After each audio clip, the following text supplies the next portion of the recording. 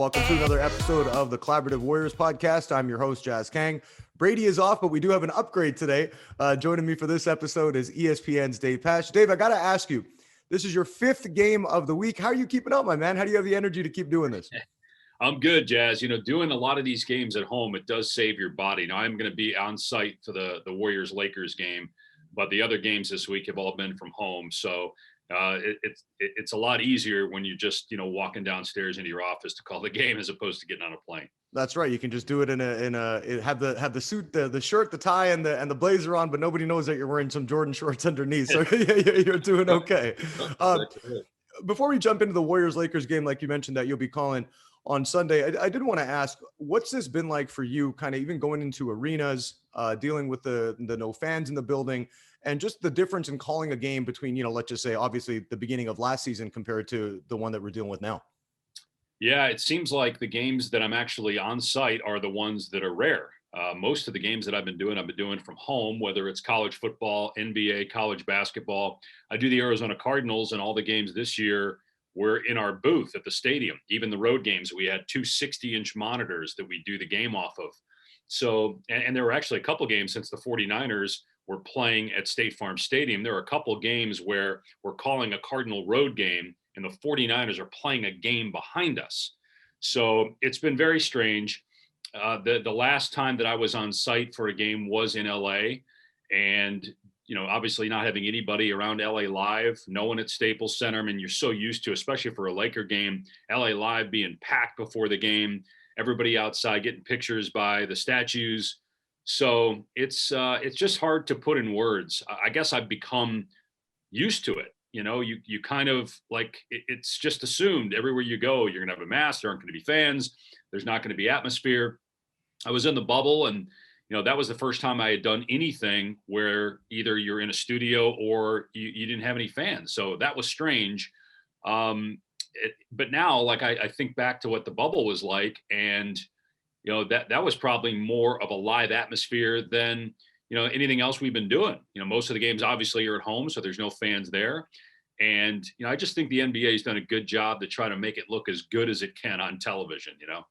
I do want to ask this. What's one of the biggest differences you're finding with covering the two? Like, just in terms of missing the atmosphere, are you able to kind of get a better gauge of what's happening in the game because you can hear the players, you can hear the coaches barking instructions? How has that been from that perspective? Not really. I mean, you can hear more. There's no question you can hear more doing the Laker-Blazer game the other night, and I could hear LeBron say something to one of the officials. But, for the most part, especially when you're doing the game from home, I mean, you're missing things. You can't, a lot of times, like if there's a run, let's say, we saw this last night, Blazers were making a run, and all of a sudden we cut to LeBron coming into the game.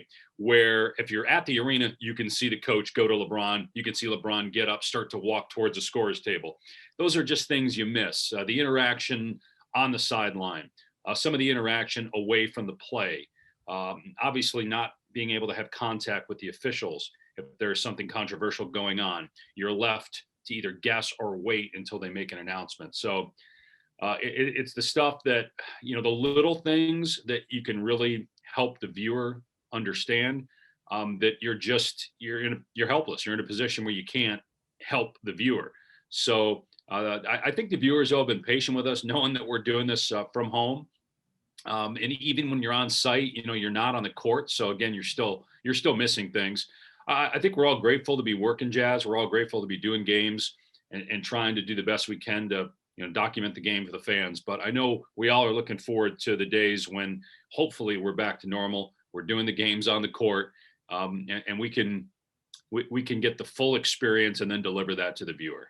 Yeah, I'm hoping that, again, I feel like for the first time over the last couple of months, just generally, there's a little bit more optimism about the fact that, okay, there is a light at the end of the tunnel. So, we're hoping that we do get there sooner than later. I don't think it's going to happen in terms of 100% capacity for the playoffs, but, if they can even get 40, 50, 60% of the fans, it'll kind of, and you guys are allowed back into the arena actually doing the game. I think that'll kind of, get things semi feeling back to normal, but we're still a ways from feeling that. You mentioned you were covering the Lakers and the Blazers. Lakers finally, got a big win. Dennis Schroeder made his return. He had 22 points, and the Dubs also played on Friday night. They ended up getting a 130-121 win over the Charlotte Hornets. Kind of a revenge game for them. Draymond Green was amazing, 19 assists. They're starting to find their footing a little bit with the Warriors. When you're watching this team play so far this season, and it's taken them some time, they've been up and down throughout most of the entire schedule since they started, but they look a lot better overall, turning into a top 5 team defensively.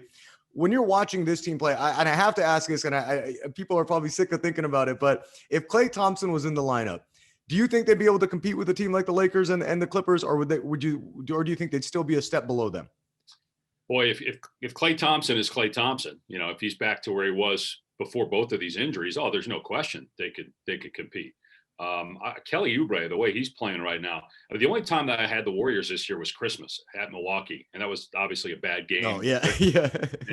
And everybody's still getting used to each other. I mean, Oubre's playing at an incredibly high level right now. Wiseman is legit. There's no question. Draymond Green is playing some of his best basketball right now. Steph obviously is an MVP candidate. So I don't think there's any question they would be up there with the Lakers, Clippers, and Utah, and Brooklyn and Philly if Klay were there. Well, you mentioned Wiseman, and that's another guy I wanted to ask you about. Like you said, I mean, you haven't probably seen him in live in person like that when you're covering the game since the blowout against the Bucks, but he just returned a couple of games ago, and I love the way he plays. I mean, we're joking early calling him the vacuum because he's just sucking everything up from around the rim. He can catch any alley-oop, anything you throw up there.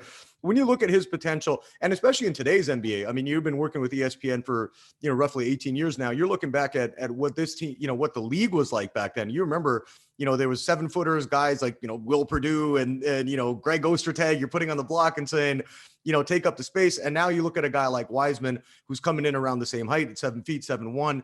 When you look at him and his potential, especially with the way the game is played today, what do you think his ceiling could be like? Do you think he has a potential to become an all-star, like a legitimate year in guy that you can build around? Or is he going to be, a 15-10, 16-10, where he's doing what he does, but that's just kind of the role of a 5 at this point in today's NBA?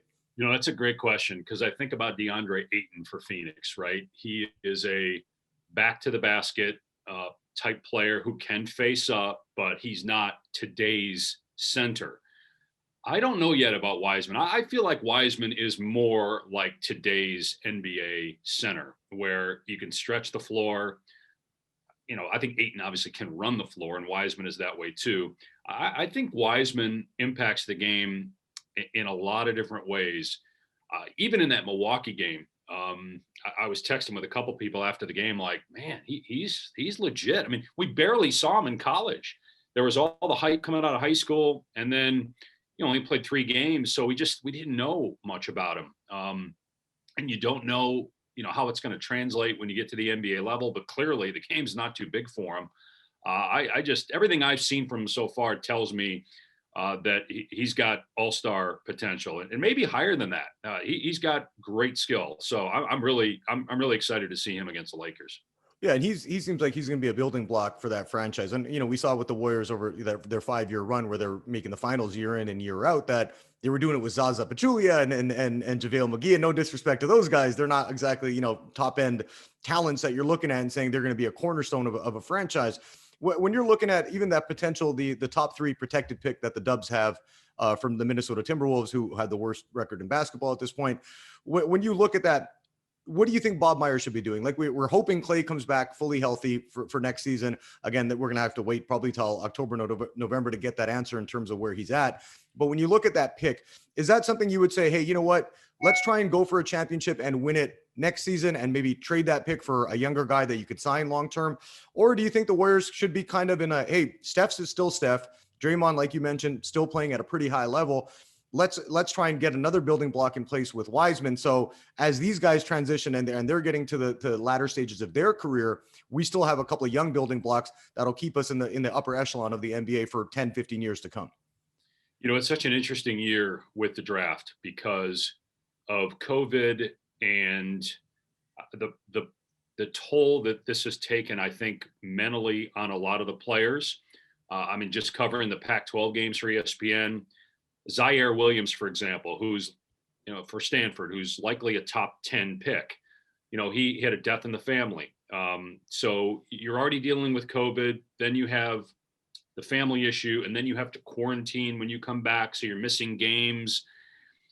I think this is the hardest year, obviously, to evaluate talent. So, I mean, Bob Myers is great at what he does, and he's got a great staff there.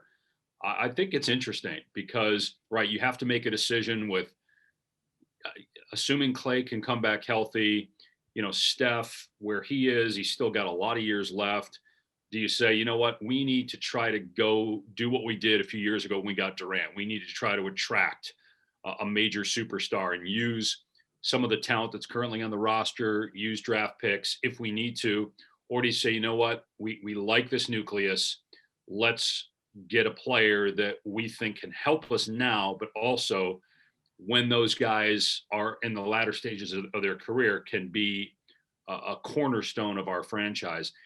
I just don't know that you can find that in the draft this year. I think there's so much. I mean, like I've got USC and Evan Mobley, who I've seen now 4 or 5 times in person. I mean, he's got potential to be a great player, and he's probably the first or second pick in the draft, depending on who's picking and if you want Cade Cunningham or you want Evan Mobley. But, can Evan Mobley turn into a shooter? He's not there yet. So let's say you're Bob Myers, you're trying to evaluate, do we think Evan Mobley can help us? And you look at their roster and think, okay, maybe that's a position of need. But you have to, more than ever, draft based on, okay, can we develop him into a shooter? Because he does everything else. So I just think, man, I know I've been long-winded with this answer because I'm trying to think about it. It's such a tough year to evaluate the draft. And I'm not sure that, many teams are going to win through the draft anymore. I mean, you might get one player, but most of it's free agency and trade to try to build a super team. How difficult is it? Like, we were talking before we started, like I'm from Canada, saw the Raptors win it in 2019, which feels like a one-off. By the way, everybody who thinks that, I'm from the West Coast of Canada. So no, I was not cheering for the Raptors. Okay. Just to let you know. But when you watch it, like you look at that and you're mentioning the small market teams, how do you think they would be able to build a contender? Because it's tough if you're not going to attract a LeBron James or a Kevin Durant or get a Kyrie Irving coming to sign with you. Let's just say if you are a team like the Orlando Magic. So how would you look at it if you put your GM cap on? What's an effective way? Do you think they would have to look at more building through the draft and then build enough of a good product that they get a superstar willing to sign with them? Well, let's look at Utah, for example. They got the best record in the league. How have they done it? So they drafted players or they've traded on draft night for Donovan Mitchell, Gobert, and then they've been able to get players like Bojan Bogdanovic, who isn't a superstar, but is a very good player. Mike Conley, very good player, not an all-star, but on the cusp of that. And, if they don't win it, let's say Utah does get to the conference finals this year, or maybe even gets to the NBA finals, because of how well they're coached, how well they play together, how well they shoot the ball. I mean, they're an excellent defensive team, but they're leading the NBA in threes.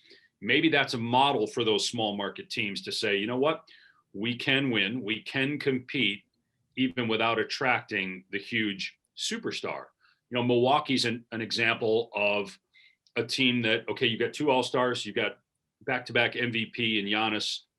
We can get a Drew Holiday, but can we get that next superstar? And I don't know that you're going to be able to do that in Milwaukee. So I still think teams like Utah and Milwaukee are figuring out, okay, how do we compete with the teams that get the superstar players? I mean, Miami, the bubble was like the perfect setup for Miami. Like, I don't know that that's the blueprint to try to do it year in, year out, but how well they're coached, how well they play together. They got a great player in Jimmy Butler. The bubble for them and the way they are was like the perfect storm for them to make that run. But I'm not sure you can do that in a normal year. Yeah. And, I'm with you. I think things are going to, and even economically, I mean, we're going to have to figure out what happens with the league going forward. If there's a bit of a cap crunch, if there isn't, I mean, they're going to have to figure all this out in terms of, okay, how are you going to be able to bring in, like you mentioned, all-stars? Is it going to impact trades at the actual draft itself? So I think there's a lot of unknowns, but I'm with you. I like what Utah has done. I've said this before, though.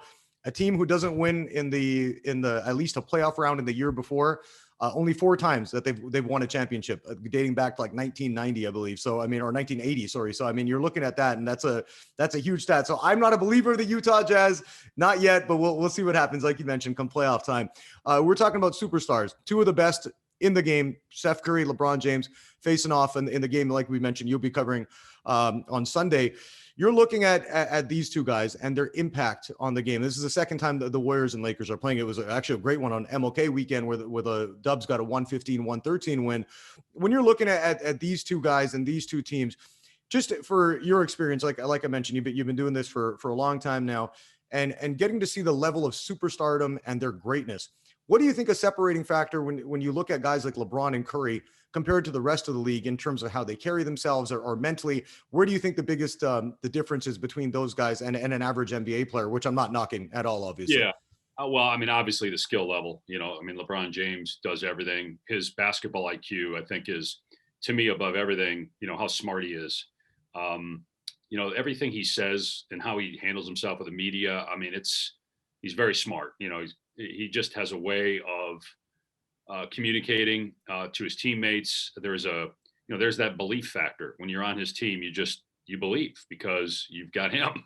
I remember, my first year was 2006. LeBron had already been in the league for a few years, and that was the year that he led Cleveland to the finals, and they lost to San Antonio. But I didn't realize how big he was until I saw him standing next to Ben Wallace when Ben Wallace was a teammate. And that was like, man, I mean, he is enormous. And then you just watch him with his passing ability. He's obviously not the same here in year 18 that he was, 4 years ago even. But I mean, he's adapted the way, he shoots more threes. He's making threes. I mean, the other night against Portland, he has blocks and steals. It's not the chase down block like against Iguodala in the finals, but he's still impactful on the defensive end. And Steph, I mean, have we ever seen a better shooter in the history of the game? I remember doing an NIT game when he was at Davidson, and he still had that flair, but you looked at his body and you're like, boy, is that going to work at the next level with the beating you're going to take night in, night out? And I remember covered him early on in his career with the Warriors, and the team wasn't very good. And yet him and Monte Ellis, how was that going to shake out? And now you look at Steph and look how big Steph is. Like he's gotten so much stronger. I mean, he wouldn't last without his strength and I think his conditioning. And that's something that doesn't get talked about enough. But the fact that he's able to, I mean, think how many times he gets hit over the course of a game. But just the way he is, again, you talk leadership, you talk about basketball intelligence. These are two ambassadors for the game as well as being great players. Yeah, I'm looking forward to. I mean, every time these two guys square off, and obviously we got to see it with the 4 straight finals with the Warriors and LeBron when he was on the Cavs. And I remember watching those games and looking back, I'm like, these guys have a little bit of like friendly animosity between them. I don't know if it's like, like I don't think it's personal, but when they're on the court, I mean, we saw them, talking smack to each other a couple of times. And for me, it was funny. I was actually rewatching The Last Dance during the week because we were in the middle of a pandemic and I get bored and I have nothing else to do, so I need my sports fix. But when you look back at the game and even comparing the eras, how do you compare the intensity of what it was like, in the 90s and early 2000s? And I was watching, like they're showing the Pistons Bulls rivalry, and then you got into even the 90s where the Lakers the Bulls are taking on Utah, and it was just the intensity of the game. When you look at the two eras, what do you think the biggest difference is? Obviously, other than the pace of the game, but just between the rivalries between the teams. Well, I think the rules. I mean, you can't do what you did physically. You mentioned The Last Dance. I mean, looking at what the Pistons did to Michael Jordan early in his career, right? I mean, how physical they were with him. I mean, you'd be thrown out of the league if you did some of that stuff today. Yeah. That's the biggest difference. I mean, watching The Last Dance and just seeing, you talked about Steph getting stronger. I mean, think how much conditioning Jordan did and strength training to get to a point where he can endure that physicality night in, night out, and especially going up against the bad boys. It's so different now. And I think what that's done, I see this with the NFL too, because the game is not as physical as it was. Now the players are in better shape. They're more athletic than they've ever been. I'm not saying the game isn't physical, it is, but because it's not as physical as it once was, and there isn't as much animosity between players. I mean, you see more, playful guys dapping up before the game, after the game. You didn't see that 20 years ago. I mean, you watch an NFL game now and it's a commercial timeout and there's guys on both sides, the huddle going up and dapping each other up. You never saw that 20 years ago. But that's just part of it. I mean, most of these guys have known each other much longer. There's so many more ways to stay in touch. 30 years ago, you didn't text. There weren't phones. So now Yeah. all these guys are buddies. They're all texting each other. They play together on Olympic teams. I mean, it's night and day from what it was. You're looking back at like you mentioned, I'm an old man myself, so you look younger than me, so that's a good thing. But we're looking back at the times you were coming up. You're going to Syracuse, you're coming up in the sports media industry. When did you have a point for yourself where you're like, man, this is actually happening? Like I'm getting the call to ESPN. Did you have a moment like that in your career when you were coming out of college?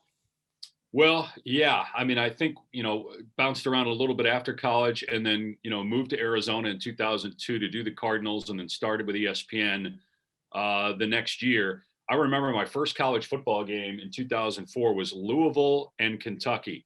And I remember after the game, I was like, I think they'll bring me back next week. I mean, I was under contract, but it was one of those like, okay, I did it. Like I made it. I got through it. I think they'll bring me back. And then, when I got the phone call in 2006 that, hey, you're going to do some NBA games, growing up a huge NBA fan, watching, I went to Syracuse and my two favorite broadcasters were Syracuse guys growing up. And that's because they did NBA on NBC. That's Marv Albert and Bob Costas. So when I got the call that I was going to be doing NBA games, I was unbelievably thrilled. My first game was a Seattle Lakers game.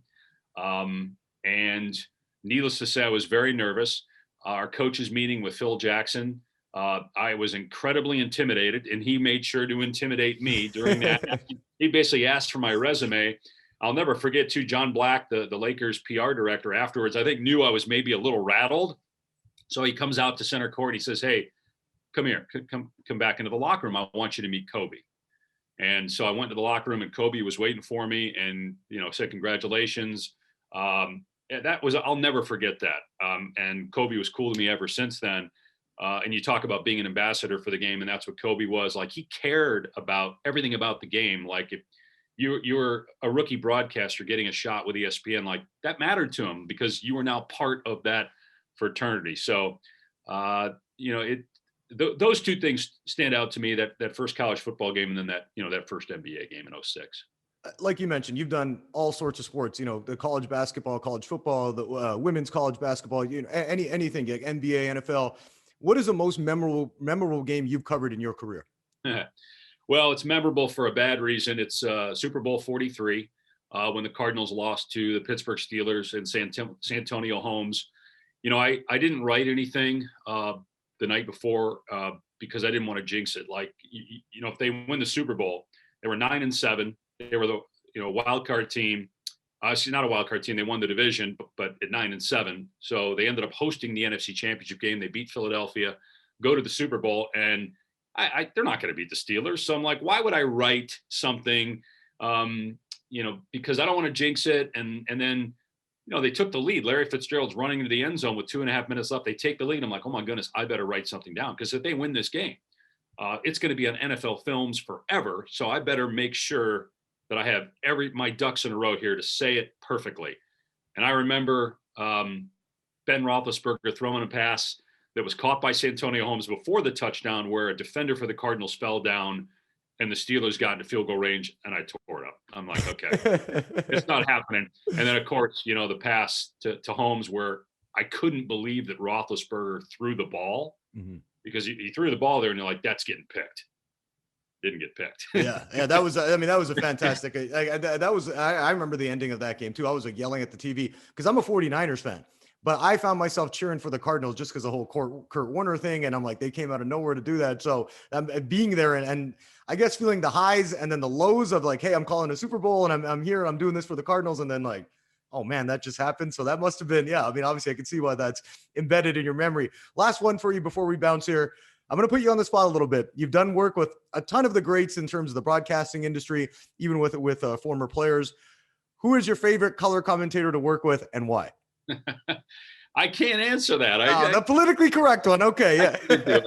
It's because honestly, I don't know. It's so hard to say. Honestly, everybody I work with, I enjoy for different reasons. You know, the one thing I do miss about more than anything about traveling and being on site is the friendships that you get to develop with your analyst. I mean, especially when you're working with someone every game, every week, you develop. I mean, they become part of your family. Like in a football season, you're traveling every week. You know, it's like your second family. And then, you know, in the NBA, it's such a small fraternity. There's not many announcers, so you get close to the people you work with. So I miss that. You know, college basketball. Obviously, every game I'm doing with Bill Walton. You know, people think we hate each other. That's not true.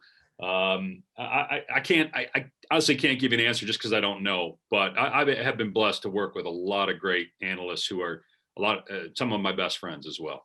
We'll make a deal, Dave. As soon as we're off here, you can tell me the real answer. So that's a good way to do All it. right, Ted. All But right. we'll wrap up there. I want to say thank you very much for joining me on this. It's been so cool getting to pick your brain, and you know you're one of the hardest working men. 5th game in a week, so hopefully you get some rest today. And we're looking forward to seeing you call the Lakers and Warriors on Sunday night. That does it for this episode of the Collaborative Warriors podcast. Don't forget, subscribe to our YouTube page. You can also listen to the audio portion. We are on iTunes, Spotify, pretty much anywhere you get your podcast fix. And Brady and I will be back with the recap on goldenstateofmind.com after the Lakers and Warriors wrap up on Sunday. That does it for this episode. We'll catch you all again next time.